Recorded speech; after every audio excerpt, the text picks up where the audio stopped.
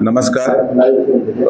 23 तारखेला पुणे शहरात FC रोडवर L3 नावाचे बापूवर जे कारवाई करण्यात आली होती, त्या कारवाईमध्ये 8 लोकांना अटक करण्यात आली होती. तदनंतर 2 इसम जे त्या व्हिडिओमध्ये ड्रग्ज कंझ्युम करताना दिसत होते, त्यांना सुद्धा अटक करण्यात आली होती. त्याच्याकडून अधिक इन्व्हेस्टिगेशन केल्यानंतर हा एक retail chain supply of drugs अशा प्रकारचा प्रकरण समोर आला आणि यामध्ये शिवाजीनगर पोलीस स्टेशनची जे टीम आहे त्यामध्ये सिनियर PI सावंत आणि त्याची GPची टीमने खूप चांगल्या प्रकारे डिकॉय वगैरे करून 3 लोकांना जे आहे अटक केला आहे. त्यामध्ये एक नायजेरियन फॉरेनर आहे आणि 2 पुण्याचे राहणारे इसम आहे आणि त्याच्याकडून कॉन्ट्राबँड सुद्धा जप्त करण्यात आलेला आहे.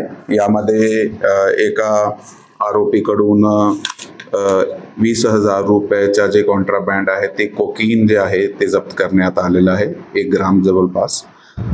दुसऱ्याकडून एक 3 ग्राम जवळपास 55,000 रुपयाचा जे एक नायजेरियन फॉरेनर आहे त्याच्याकडून कोकेन जप्त करण्यात आलेला आहे कन्झ्युमेबल क्वांटिटीजमध्ये. आणि त्याचबरोबर तिसरा जे आरोपी आहे त्याच्याकडून 7 ग्राम अंदाजन जे आहे तो MD पावडर जे आहे ते रिकवर करण्यात आलेला आहे. हा तिघाला आज रोजी अटक करण्यात आलेली आहे आणि त्यांना माननीय कोर्टासमोर पेश करून पोलीस कस्टडी घेण्यात येणार आहे आणि अधिक तपास करून यामध्ये अजून पुढे केला जाणार आहे. थँक्यू. जय हिंद, जय महाराष्ट्र. आतापर्यंत एकूण किती लोकांना आपण या प्रकरणी अटक केली? यामध्ये सध्यापर्यंत 13 लोकांना अटक करण्यात आलेला आहे या केसमध्ये आणि NDPSचे जे केस आहे त्याची कलम वाढ पण करण्यात आलेली आहे. यामध्ये NDPS कायद्याचा कलम 8 क 20(ब)(2), 21(अ)(ब), 22(अ), 27(अ) आणि 29 हे कलम वाढ करण्यात आलेले आहे. सर, सगळ्यांचं एकत्रित इंटरप्रिटेशन होत आहे, सगळ्यांना एकत्र बसून इंटरप्रिटेशन केलं जातं.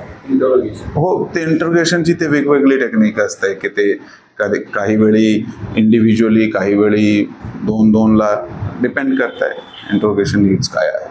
तर या तिघांनी L3 मध्ये जे पार्टी झाली त्याला ड्रग सप्लाय केल्याचा त्यामधनं एक आरोपी जे आहे ज्यांना आम्ही पहिले त्या एका पॅडलरला अरेस्ट केला आहे, त्याने सप्लाय केला होता आणि पुढे तो कोणाकडून घेताय, कोणाकडून आणला होता, ती चेन एस्टॅब्लिश झाल्यानंतर अजून 2 जे लोक आहेत त्यांना अटक करण्यात आलेला आहे. थँक्यू. थँक्यू.